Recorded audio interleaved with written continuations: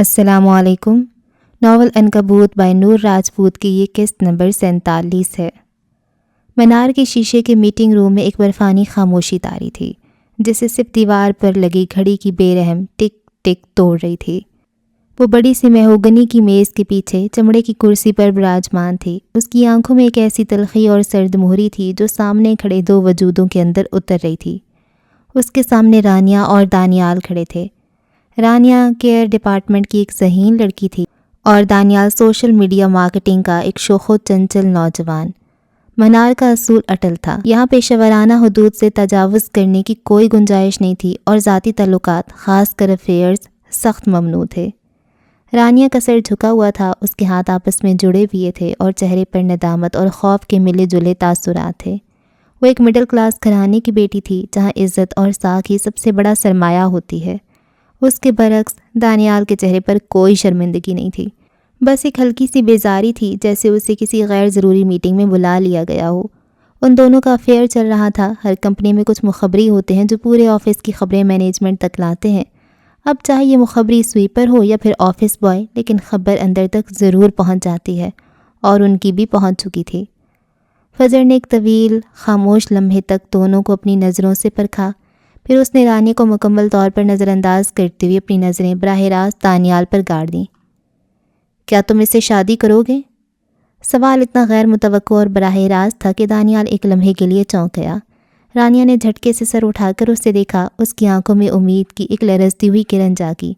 وہ ایسے متوسط طبقے سے تھی جو اپنی حدود جانتی تھی، مگر جب ایلیٹ کلاس کے چاہنے والے چور راستوں سے دل میں اترتے ہیں تو لڑکیاں جانتے بوجھتے بھی نظر انداز نہیں کر پاتیں۔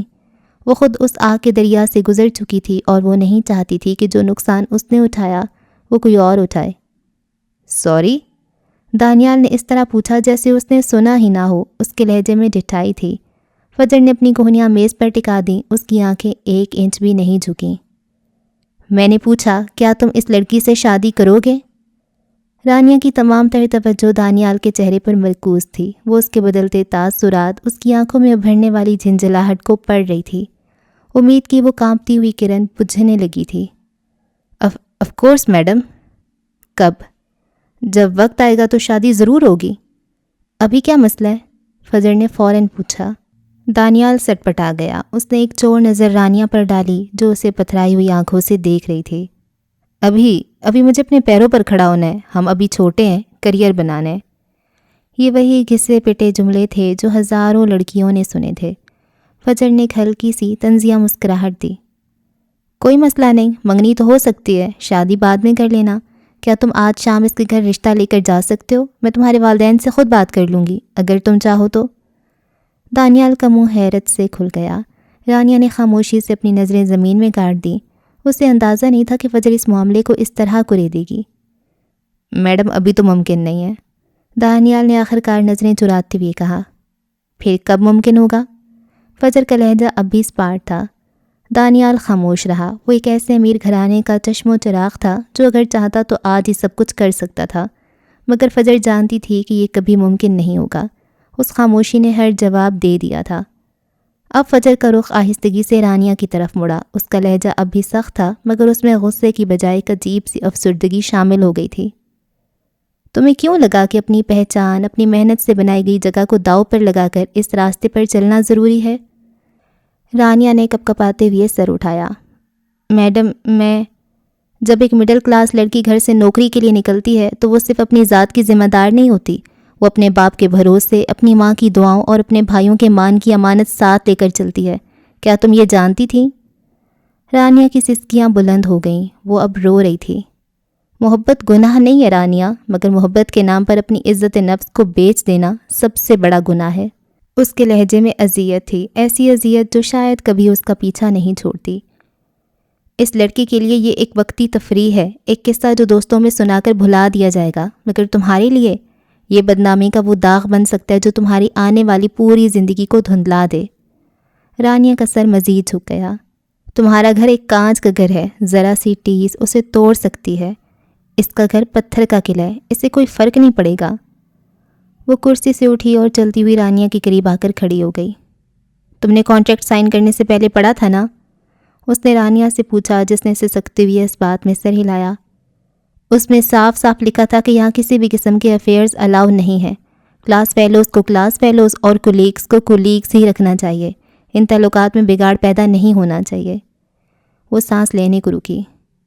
کیا تم نے ایک لمحے کے لیے سوچا کہ اگر تم یہاں سے نکالی جاؤ گی تو اس وجہ سے مجھ جیسی عورتوں کو باقی مڈل کلاس لڑکیوں کے لیے اصول مزید سخت کرنے پڑیں گے؟ تمہاری ایک غلطی کی وجہ سے تمہاری ان ساتھی 10 لڑکیوں پر بھی شک کیا جائے گا جو صرف اپنی محنت اور لگن سے آگے بڑھنا چاہتی ہیں۔ تم نے صرف اپنا نہیں، ان سب کا نقصان کرنے کی کوشش کی ہے۔ میڈم، یہ ہمارا ذاتی معاملہ ہے، دانیال کی آواز سنائی دی۔ وہ واپس دانیال کی طرف مڑی جس کے چہرے پر غصہ اور تصدیق کے تاثرات تھے۔ تمہیں لگتا ہے یہ تمہارا ذاتی معاملہ ہے؟ یس، یہ ہمارا پرسنل میٹر ہے۔ آپ کو نہیں، فجر نے اس کی بات کاٹ دی۔ جب تم نے کمپنی کے اصول توڑے تو یہ میرا معاملہ بن گیا۔ جب تم نے ایک لڑکی کے جذبات اور اس کی عزت کو کھیل سمجھا تو یہ میرا معاملہ بن گیا۔ اور سب سے بڑھ کر جب تم میرے سامنے کھڑے ہو کر ڈھٹائی اور بدتمیزی دکھا رہے ہو تو یہ میرا معاملہ ہے۔ اس نے انٹرکام کا بٹن دبایا۔ سیکیورٹی کو میرے آفس بھیجیں۔ پھر اس نے دانیال کو دیکھا۔ تمہارا افیئر اس کمپنی میں تمہارا آخری دن نہیں ہے، تمہاری یہ ڈھٹائی ہے۔ You are fired. ابھی اسی وقت اپنی چیزیں لو اور یہاں سے نکلو۔ دانیال کا چہرہ سفید پڑ گیا۔ وہ کچھ کہنا چاہتا تھا مگر فجر کی آنکھوں میں اسے صرف فیصلہ نظر آیا۔ سیکیورٹی گارڈز اندر داخل ہوئے اور دانیال کو اشارہ کیا۔ وہ غصے سے پیر پٹکتا ہوا باہر نکل گیا۔ اس نے حقارت بھری نظر رانیہ پر ڈالی تھی جو شرمندہ نظر آ رہی تھی۔ اب کمرے میں صرف فجر اور سسکتی ہوئی رانیہ رہ گئی تھی۔ میڈم پلیز، مجھ سے غلطی ہو گئی، سوری۔ وہ روتی ہوئی زمین پر ہی بیٹھ گئی۔ میں نے اس کا بھروسہ کیا، مجھے لگا وہ سچ میں مجھ سے محبت۔ فجر نے اسے دیکھا۔ اس کی آنکھوں کی سختی میں اب درد کی ایک جھلک تھی۔ اس نے میز سے پانی کا گلاس اٹھایا اور رانیہ کے آگے کیا۔ اٹھو، اس نے دھیمے مگر مضبوط لہجے میں کہا۔ آنسو بہانے سے نقصان پورا نہیں ہوتا۔ آج جو سبق سیکھا ہے اسے زندگی بھر یاد رکھنا۔ تمہاری پہچان تمہاری محبت سے نہیں، تمہارے کام اور تمہاری خودداری سے ہے۔ وہ اسے دیکھ رہی تھی۔ میں دوسرا موقع نہیں دیتی مگر تمہیں دے رہی ہوں۔ جاؤ اپنا کام کرو اور آئندہ کسی کو اتنی اجازت مت دینا کہ وہ تمہاری قیمت لگا سکے۔ رانیہ نے کانپتے ہاتھوں سے گلاس تھاما اور اٹھ کھڑی ہوئی۔ اس کی آنکھوں میں آنسوؤں کے ساتھ ساتھ ایک نئی سمجھ کی روشنی بھی تھی۔ وہ خاموشی سے سر جھکائے آفس سے باہر نکل گئی اور فجر نے واپس کرسی پر بیٹھ کر آنکھیں بند کر لیں۔ ایسے منظر اسے ہمیشہ تکلیف میں مبتلا کر دیتے تھے۔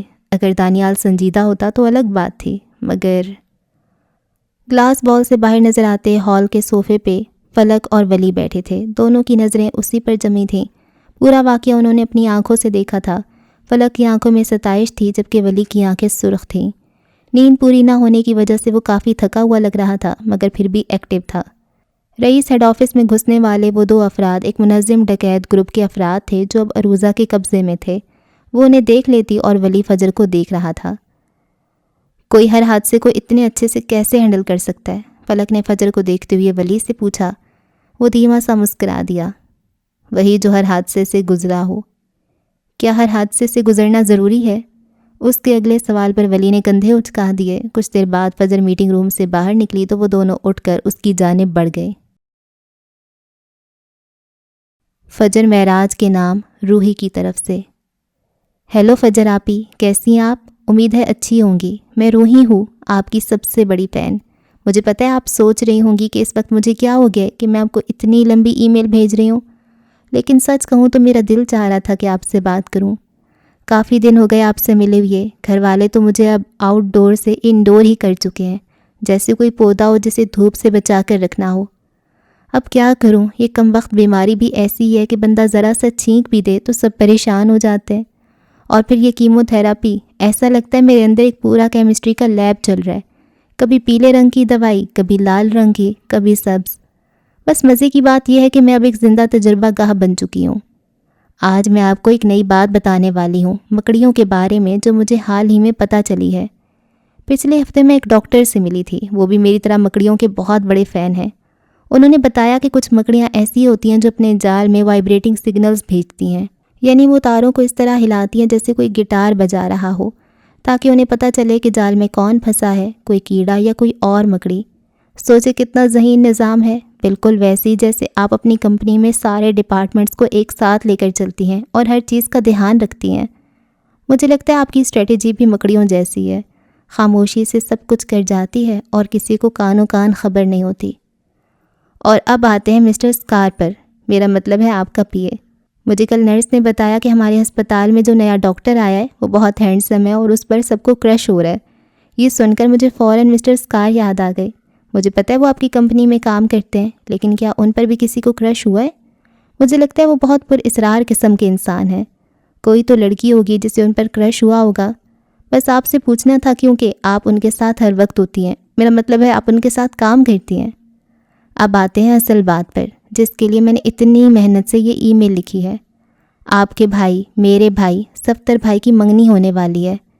جی ہاں، آپ نے صحیح پڑھا، صفدر بھائی کی منگنی، اور آپ کو اس میں آنا ہے۔ مجھے پتہ ہے آپ ان سے ناراض ہیں، لیکن ذرا سوچیں اگر آپ نہیں آئیں گی تو کیسا لگے گا؟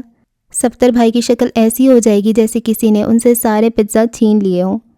میں جانتی ہوں کہ آپ دونوں کے درمیان کچھ بزنس پارٹنرشپ والے مسئلے چل رہے ہیں، لیکن پلیز تھوڑی دیر کے لیے یہ سب بھول جائیں، صرف میرے لیے، صرف روحی کے لیے۔ میں واقعی آپ کو بہت یاد کر رہی ہوں، اور صفدر بھائی کی منگنی پر اگر آپ کو انہیں تنگ کرنا ہو تو میں آپ کا ساتھ دوں گی۔ ہم دونوں مل کر انہیں خوب پریشان کریں گے، جیسے ہم دونوں نے بچپن میں کیا تھا۔ صفدر بھائی کی منگنی کے لیے سب گھر والے پاگل ہوئے پڑے ہیں۔ امی تو ہر چیز کو چیک کری ہیں جیسے کوئی فیشن شو ہو، اور صفدر بھائی وہ تو ایسے خوش ہیں جیسے انہوں نے کوئی اولمپک کا میڈل جیت لیا ہو۔ مجھے تو لگتا ہے یہ ان کے لیے نیا چیلنج ہے۔ اب دیکھیں وہ کیسے اپنے منگیتر کو ڈیل کرتے ہیں۔ ویسے میں ابھی بھی اپنی بات پر قائم ہوں، آپ کو آنا ہے۔ صفدر بھائی آپ کو دیکھ کر ہی تھوڑے شریف ہو جائیں گے، اور اگر آپ آئیں گی تو ہم دونوں مل کر ایک سیکرٹ پلان بنائیں گے تاکہ انہیں سب کے سامنے تھوڑا سا شرمندہ کیا جا سکے۔ میں نے تو پہلے ہی کچھ آئیڈیاز سوچ رکھے ہیں۔ اچھا، میں زیادہ لمبی بات نہیں کروں گی ورنہ آپ کہتی پھریں گی کہ روحی نے پوری کتاب ہی بھیج دی۔ بس ایک بات ہے، آپ آئیے گا ضرور، چاہے جتنی بھی مشکل ہو، کیونکہ آپ کے بغیر یہ فنکشن بالکل پھیکا لگے گا۔ میں وعدہ کرتی ہوں میں آپ کو بالکل تنگ نہیں کروں گی، صرف دور سے آپ کو دیکھتی رہوں گی اور یہ سوچتی رہوں گی کہ میری آئیڈیل کتنی خوبصورت ہے۔ خیر، بہت ہو گیا، اپنا خیال رکھیے گا اور امید ہے جلد ملاقات ہوگی۔ آپ کی سب سے بڑی فین، روحی، جو اب بھی مکڑیوں کی خفیہ زندگی پر تحقیق کرتی ہے اور مسٹر اسکار کی کرش کہانی جاننا چاہتی ہے۔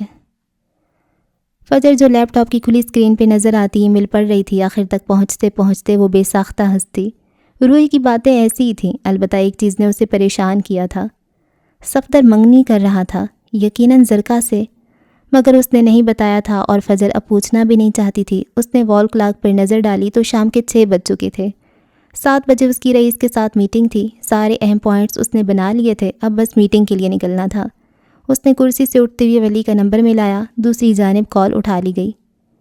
میرے آفس آئیں، 3 لفظوں کا جملہ ادا کرتے اس نے فون بند کر دیا۔ دن بھر کی تھکان اس کے کاندھوں پر بوجھ بن چکی تھی، لیکن روحی کی ای میل نے جیسے اس بوجھ کو ہلکا کر دیا تھا۔ اس کی ہنسی اور معصوم ضد نے فجر کے چہرے پر ایک ہلکی سی مسکراہٹ بکھیر دی تھی۔ وہ کرسی پر پڑا اپنا بلیزر اٹھا رہی تھی جب دروازہ کھلا اور ولی اندر داخل ہوا۔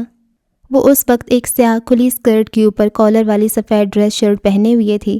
اس کے گھنے بال خوبصورتی سے جوڑے میں بندھے تھے اور کانوں میں چمکتے سفید ٹاپس ہیرے کے موتیوں جیسے جگمگ جگمگ کر رہے تھے۔ جیسے ہی ولی اندر آیا اس نے بلیزر پہن لیا، اس کے مضبوط کندھے اس میں بالکل فٹ لگ رہے تھے۔ ہمیں ابھی چلنا ہے، آج میری رئیس کے ساتھ میٹنگ ہے، اس نے کہا اور پھر جھک کر میز کے خانے سے ایک فائل نکالنے لگی۔ اس کی آواز میں وہی مدھم خود اعتمادی تھی جو اس کی شخصیت کا خاصہ تھی۔ یہ سنتے ہی ولی جیسے ساکت ہو گیا، اس کا چہرہ ایک پل کو خالی نظر آیا۔ فجر اپنی فائل میں مصروف تھی، اس کے چہرے پر سنجیدگی تھی۔ اسے کیا خبر تھی کہ اس کے چند الفاظ نے ولی کے اندر ایک طوفان برپا کر دیا تھا۔ نہیں، وہ دونوں میاں بیوی تھے اور یہ بات رئیس اورنگزیب کو پتہ نہیں چلنی چاہیے تھی۔ رئیس کے سامنے ان کے رشتے کا ذکر یعنی اپنے پیروں پر کلہاڑی مارنا تھا۔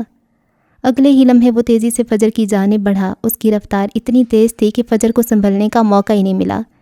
ولی نے اس کے قریب پہنچ کر اس کے دونوں ہاتھ تھام لیے۔ فجر نے حیرانی سے اسے دیکھا۔ کیا کر رہے ہو؟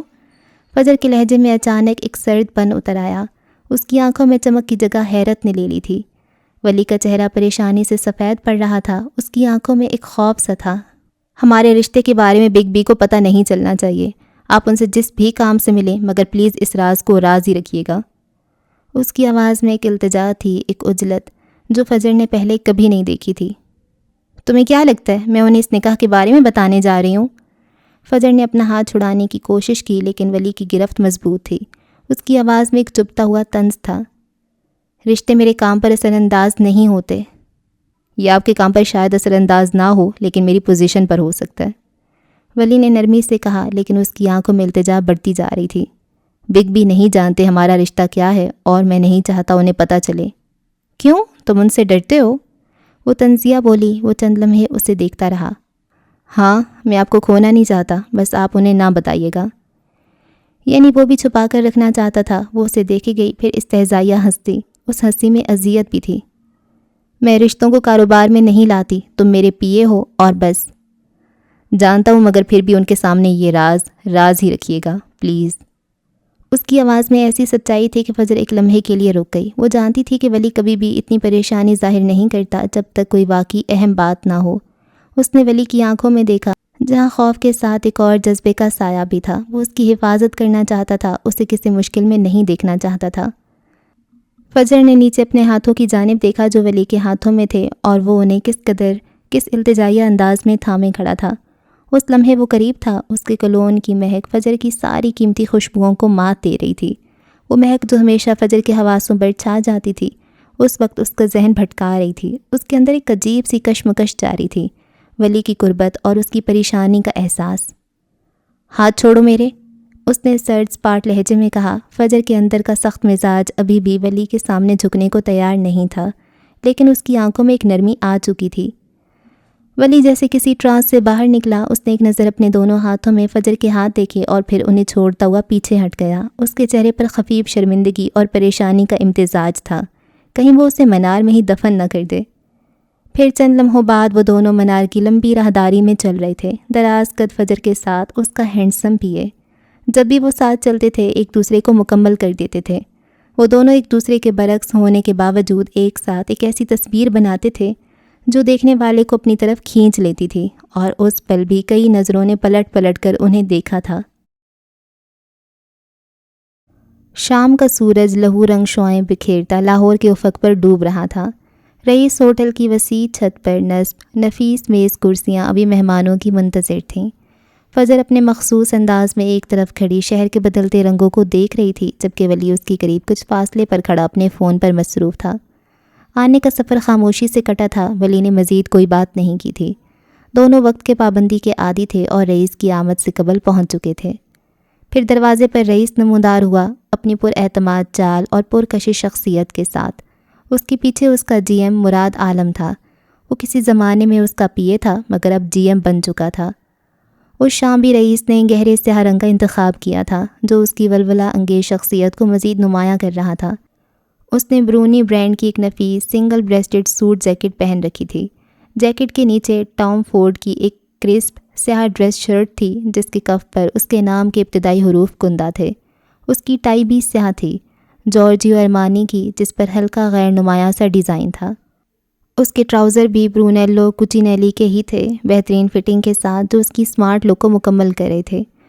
پاؤں میں اس نے جان لوب کے سیاہ آکسفورڈ شوز پہن رکھے تھے، جن کی چمک دور سے ہی نظر آ رہی تھی، جو اس کی اعلیٰ ذوق کی عکاسی کر رہے تھے۔ اس کے بائیں ہاتھ کی کلائی پر رولکس سب میرینر کی ایک کلاسک گھڑی بندھی تھی، جس کی مضبوط ساخت اور خوبصورت ڈیزائن اس کی شخصیت پر خوب جچ رہی تھی۔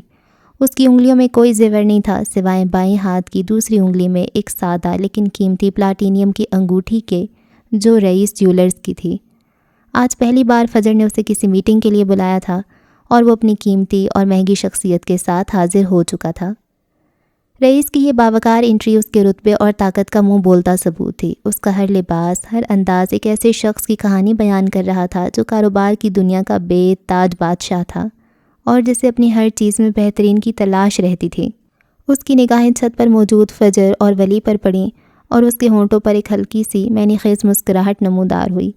یہ مسکراہٹ دوستانہ کم اور شکاری زیادہ لگ رہی تھی، جیسے وہ اپنے اگلے شکار کا جائزہ لے رہا ہو۔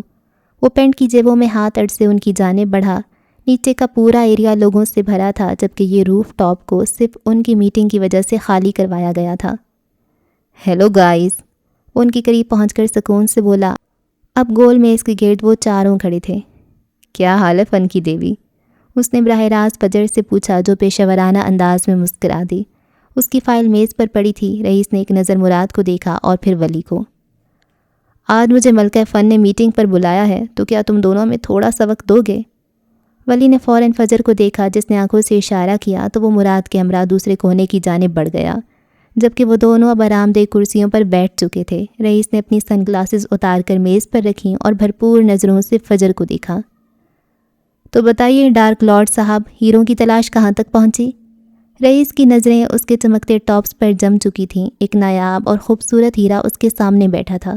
اس کے سامنے سبھی ہیرے بیکار تھے۔ وہ ہولے سے مسکرا دیا۔ پتہ نہیں مسکراہٹ اس کی بات سے آئی تھی یا اس کے ٹاپسوں کی چمک سے، لیکن مسکراہٹ اصلی تھی۔ تلاش جاری ہے، جلد مل جائیں گے۔ تم بتاؤ، تم کہہ رہی تھی تم نے میرے ڈارک سٹارز ڈھونڈ لیے، کیا واقعی؟ اس کا انداز ڈرامائی تھا۔ فجر سکون سے کرسی پر جمی رہی، پشت کرسی سے ٹکا رکھی تھی۔ اگر بتا دیا تو یاد رکھیں، آپ میرے مقروض ٹھہریں گے۔ رئیس ہنسا دھیرے سے، آنکھوں میں شرارت چمکی۔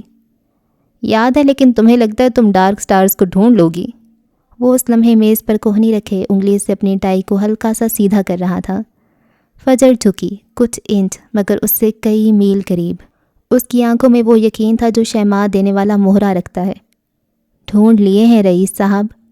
رئیس نے اب کی بار پورا کہکا لگایا، جیسے کسی بچے کی معصوم بات پر بڑا شخص ہنستے۔ دوسرے کونے میں بیٹھے ولی اور مراد رئیس کو ہنستے ہوئے دیکھ رہے تھے۔ رئیس کو اگر کوئی مار سکتا ہے تو یہ عورت مار سکتی ہے، مراد کا تبصرہ آیا۔ ولی سنجیدہ تھا، جبکہ مراد چاہ کر بھی ان کی باتیں نہیں سن پا رہا تھا۔ اچھا پھر بتاؤ کہاں ہیں؟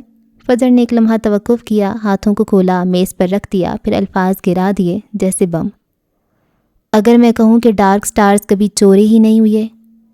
ایک لمحے کے لیے سکوت چھایا۔ رئیس کی ہنسی رکی، پھر آہستہ سے سر کو جنبش دی اور مسکرا کر بولا، لگتا ہے کام دماغ کو چڑھ گیا۔ مگر فجر کی نظریں نہ جھکیں نہ جھجکیں، وہ جیسے ایک آئینہ تھی جس میں رئیس کو اپنا عکس بگڑا ہوا نظر آ رہا تھا۔ یہ عورت تو سانپنی ہے، بولے تو ڈسے، چپ رہے تو دم گھونٹے۔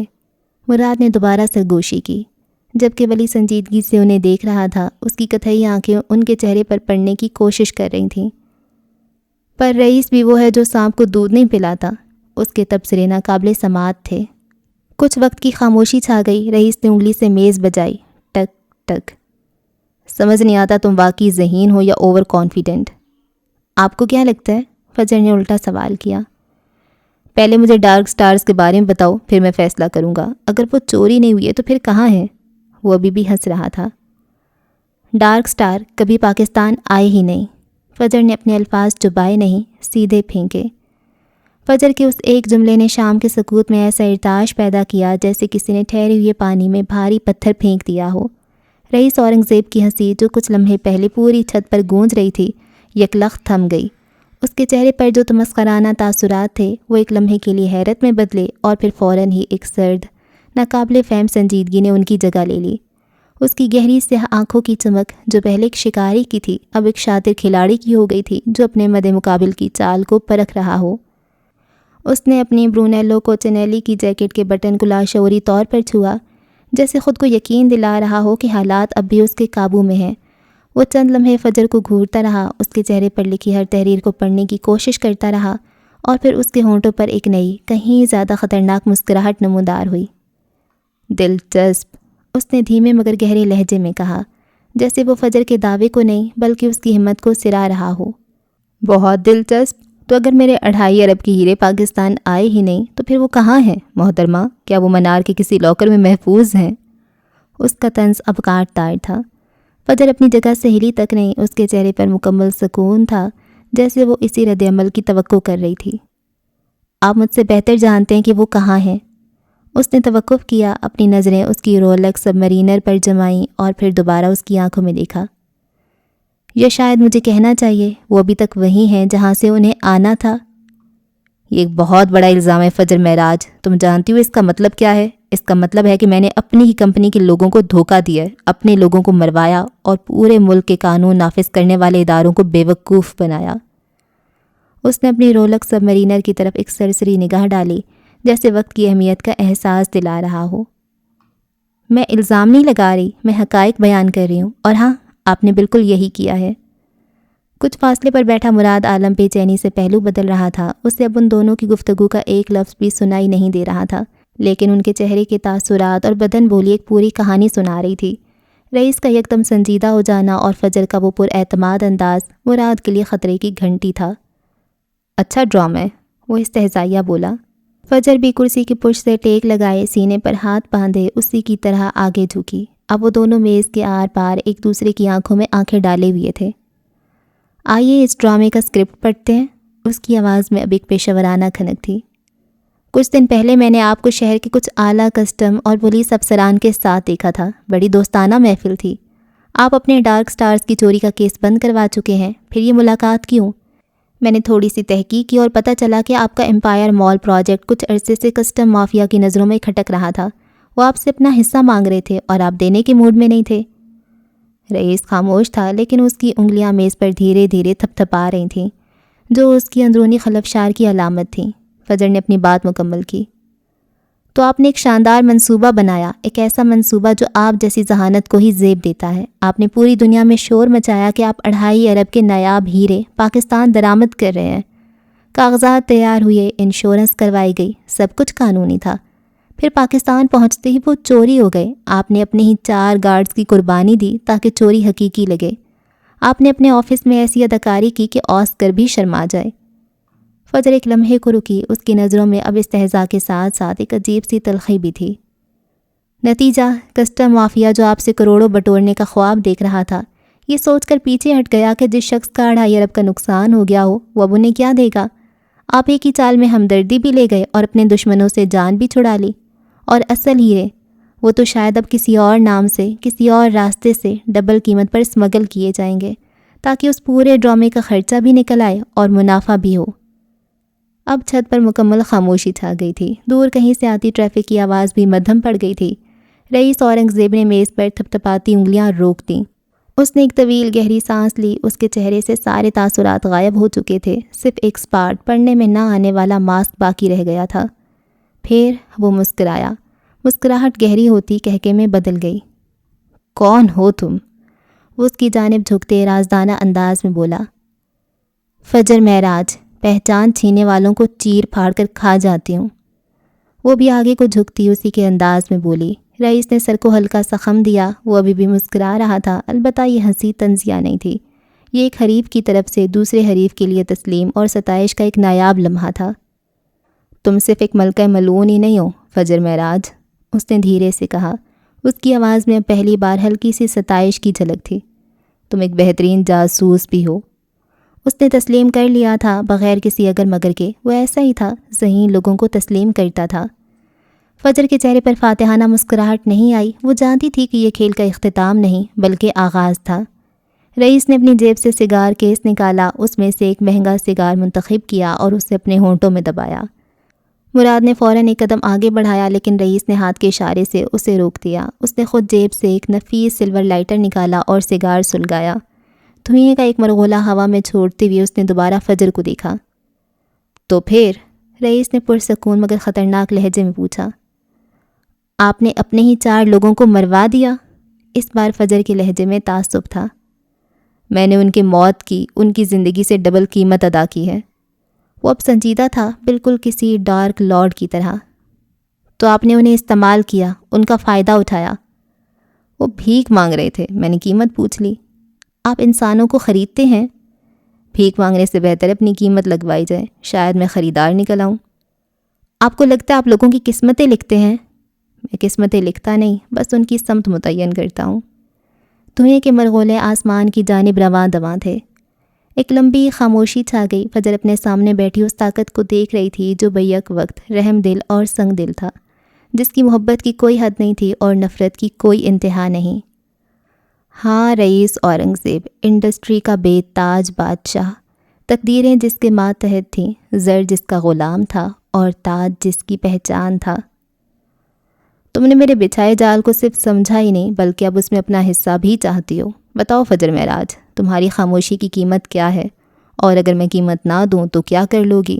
تمہارے پاس کوئی ثبوت نہیں ہے، تم میرا کچھ نہیں بگاڑ سکتی. شام کا سورج اب مکمل طور پر ڈوب چکا تھا اور لاہور کی روشنیاں ایک ایک کر کے جل رہی تھیں. رئیس ہوٹل کی چھت پر دو طاقتور ہستیاں آمنے سامنے تھیں اور ان کے درمیان ایک نیا کہیں زیادہ پیچیدہ اور خطرناک سودا طے پانے والا تھا۔ میں جانتی ہوں میں کچھ نہیں کر سکتی، مگر میں آپ کے کام کو مشکل ضرور بنا سکتی ہوں، آپ جانتے ہیں۔ وہ بھی اسی کے انداز میں بولی۔ اس کے کاروبار سے فجر کو کوئی لینا دینا نہیں تھا، اسے اپنا فائدہ دیکھنا تھا۔ آپ کے ڈارک سٹارز کب کیسے کہاں سے آئیں گے یہ میں پتہ لگا سکتی ہوں۔ پھر بھی تم میرا کچھ نہیں بگاڑ سکتی۔ وہ استہزائیہ ہنس دیا اور سگار کو میز پر دھری ایش ٹرے میں رکھا۔ جانتی ہوں میں تمہاری زہریلی ذہانت کا قائل ہوں، تو بتاؤ تمہیں اپنی اس ذہانت کا کیا انعام چاہیے؟ میں صرف ذہین ہی نہیں بد دماغ بھی ہوں۔ میں تمہاری ذہانت اور بد دماغی کا قائل ہوں۔ میں صرف ذہین اور بد دماغ ہی نہیں بد مزاج بھی ہوں۔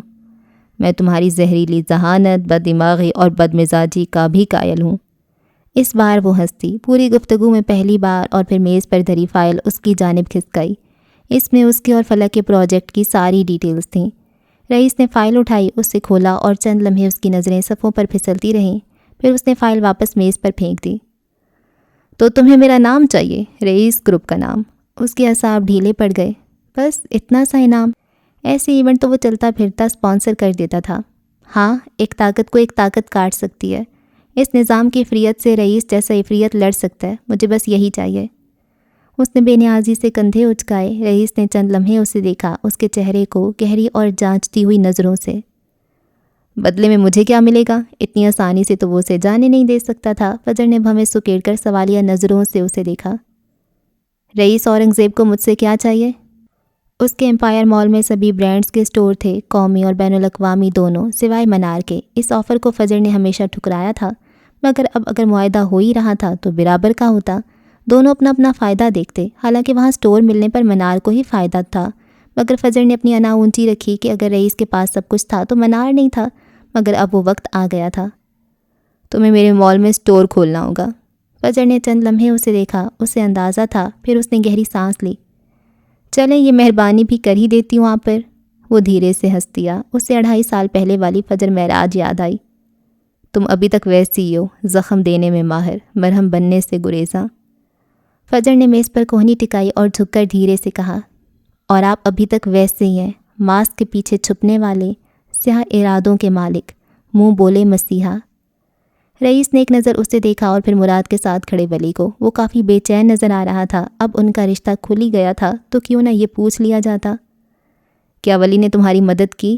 ہاں، شاید اسی نے سب بتایا ہو۔ میں رشتوں کو استعمال کر کے کاروبار نہیں کرتی۔ اس نے بھی رخ موڑ کر ولی کو دیکھا جو ایک ہاتھ پینٹ کی جیب میں ڈالے دوسرے سے فون کان سے لگائے کھڑا تھا۔ کوئی سنجیدہ گفتگو چل رہی تھی۔ ڈوبتی شام میں اس کا عکس نمایاں ہوا۔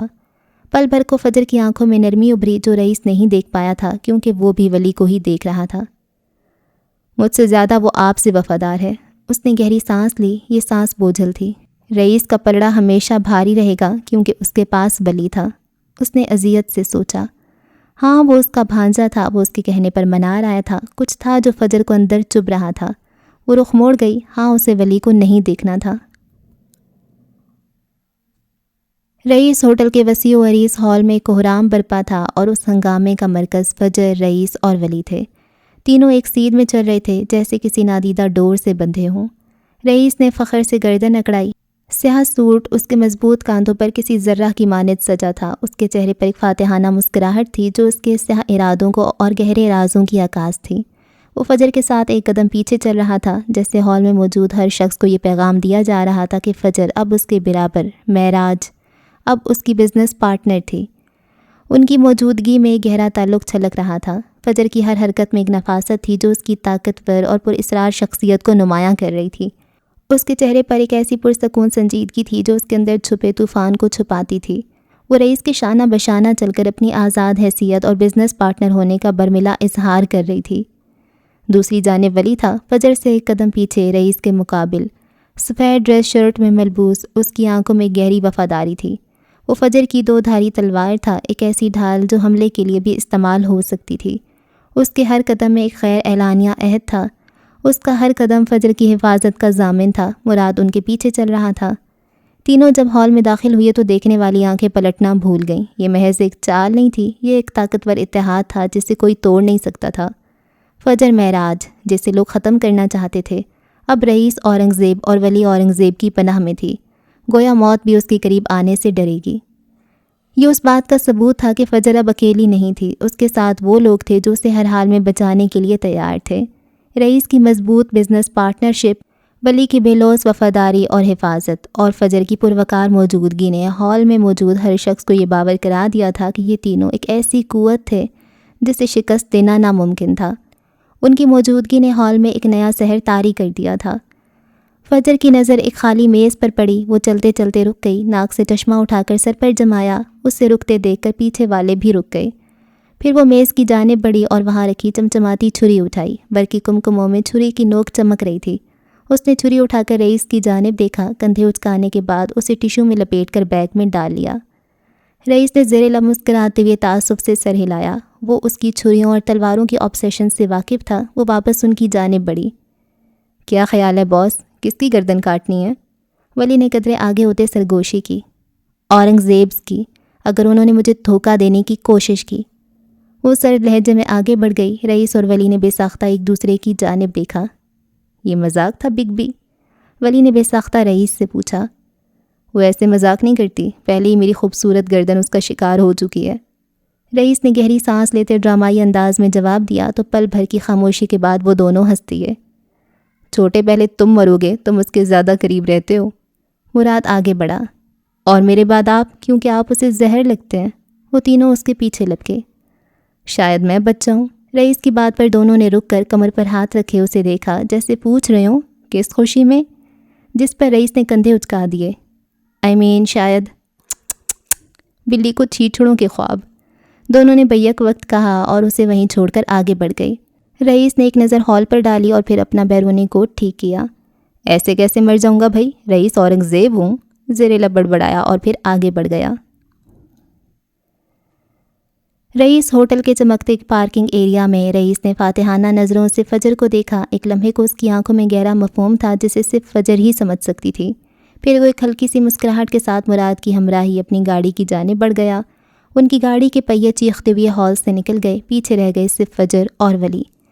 ولی جو ہوٹل میں داخل ہوتے وقت بالکل خاموش اور دباؤ کا شکار تھا، اب ماحول کی خفگی کم ہونے پر کافی ریلیکس محسوس کر رہا تھا۔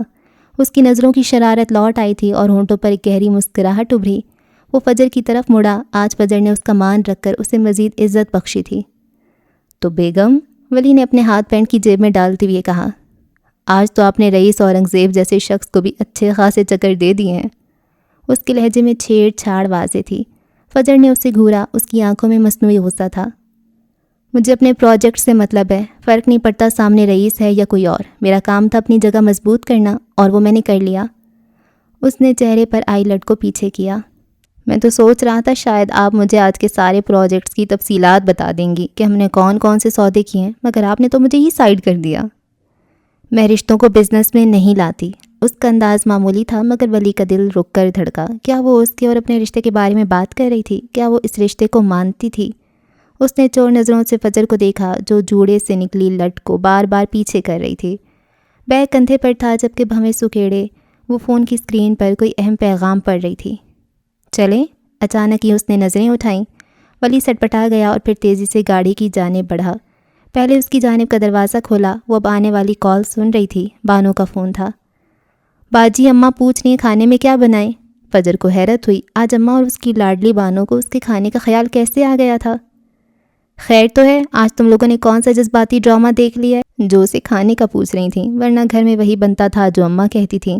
وہ ولی کے قریب سے گزرتے گاڑی میں بیٹھتے ہوئے بولی۔ وہ جو اپنے باپ کے احکامات کی دھجیاں اڑاتا تھا، وہ اس کے لیے گاڑی کا دروازہ کھولے کھڑا تھا۔ وہ اندر بیٹھ گئی تو اس نے گہری سانس لیتے دروازہ بند کر دیا۔ آج وہ خوش تھا۔ فجر اور رئیس کے درمیان جو چپکلش تھی، وہ اسے کم ہوتا دیکھ کر خوش تھا۔ وہ یہی چاہتا تھا رئیس کی فجر کے خاندان سے جو بھی دشمنی تھی وہ ختم ہو جائے۔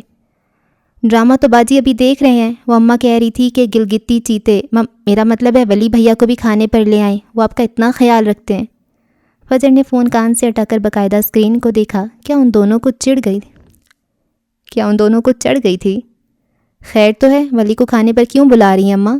اس نے جیسے ہی سوال کیا، ولی کے کان کھڑے ہو گئے۔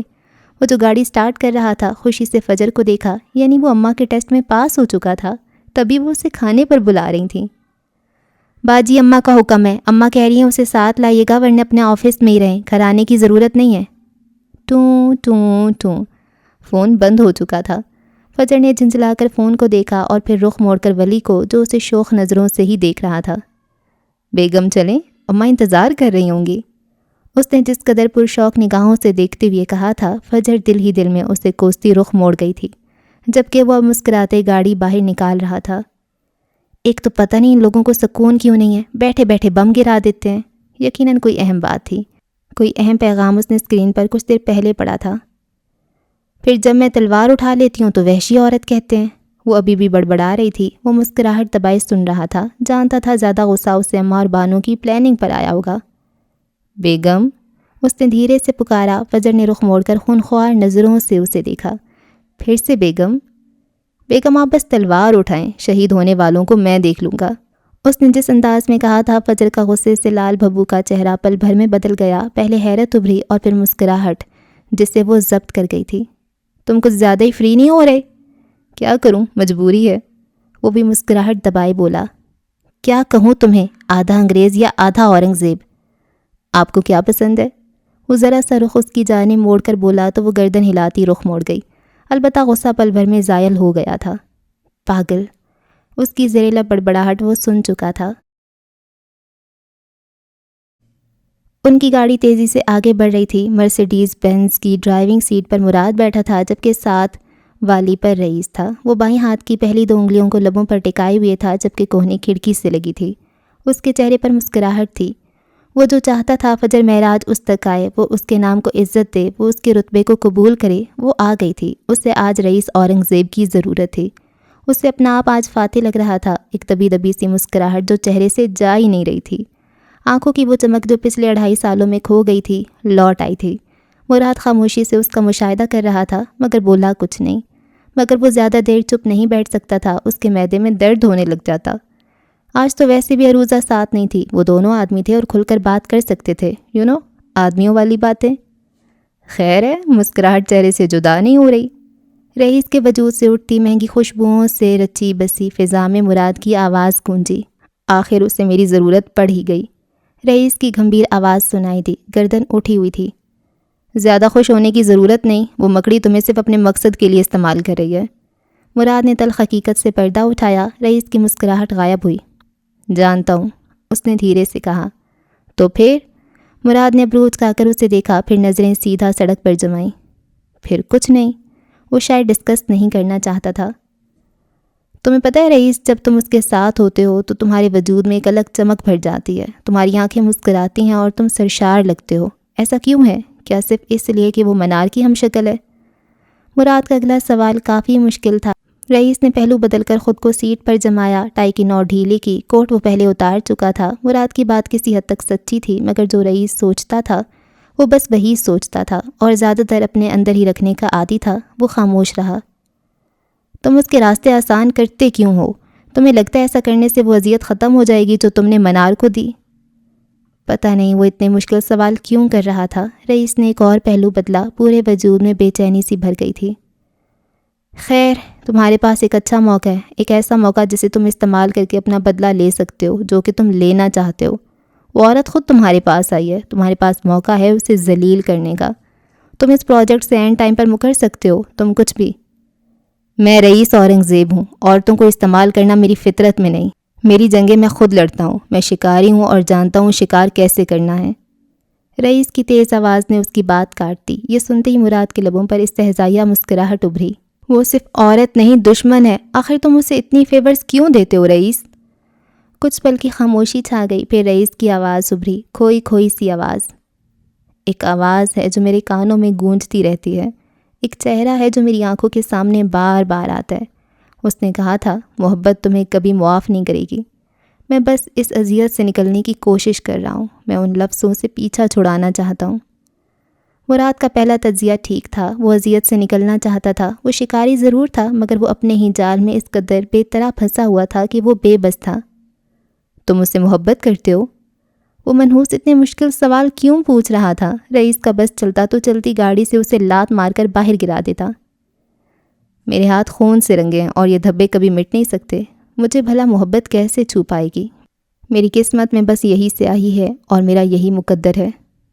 تم غلط ہو رئیس۔ تمہیں لگتا ہے میرے دل میں محبت کی کوئی جگہ ہو سکتی ہے جس کے ہاتھ قتل و غارت سے بھرے ہوں؟ میرے اندر تک تاریکی کے سوا کچھ نہیں ہوتا۔ محبت تو کسی کو بھی ہو جاتی ہے۔ میری تقدیر میں محبت کا کانٹا بویا ہی نہیں گیا۔ میری دنیا اتنی تاریک ہے کہ یہاں محبت کی کوئی کرن پہنچ ہی نہیں سکتی، یہاں کوئی دیپ نہیں جل سکتا۔ مگر اگر تم نے مزید کچھ کہا تو میں واقعی لات مار کر تمہیں چلتی گاڑی سے باہر پھینک دوں گا، اور یقیناً تم بنا باپ بنے مرنا نہیں چاہتے۔ مراد کے سارے الفاظ منہ میں ہی دم توڑ گئے۔ اس نے نہایت برا منہ بنا کر رئیس کو دیکھا جو سکون سے دوسری جانب دیکھ رہا تھا۔ بھاڑ میں جاؤ۔ اس نے بالکل ویسے کیا تھا جیسے فجر کہتی تھی، جبکہ رئیس پر کوئی اثر نہیں ہوا۔ وہ واقعی پتھر بن چکا تھا، ایسا پتھر جو لوگوں کی قبروں پر رکھا جا سکتا تھا۔ محبت سے اس کا کیا لینا دینا تھا؟ اچھا جی، اس ایپیسوڈ کو یہاں پہ ختم کرتے ہیں۔ اور اچھا، منار نے سوسائڈ نہیں کی تھی، اسے شاید رئیس نے مجبور کر دیا ہوگا کہ وہ مر جائے، یا پھر شاید رئیس نے ہی اسے مارا ہو، ہے نا؟ اور کیا ہوا ہے؟ ہاں اچھا، اس کے وہ ہیرے چوری ہی نہیں ہوئے ہوتے۔ میں نے کہا تھا نا یہ جاسوس ہے، اور رئیس بھی کہہ رہا تھا تم جاسوس ہو ہاں نا۔ اور تھوڑی سی نرم پڑ رہی ہے فجر، اچھی بات ہے ولی کے لیے۔ اور جب رئیس کو پتہ چلے گا یہ سارا سچ پھر کیا ہوگا؟ اور ہاں بس کہانی چل رہی ہے، آگے آگے دیکھتے ہیں ہوتا ہے کیا۔ رکھیں جی دعاؤں میں یاد۔ اللہ حافظ۔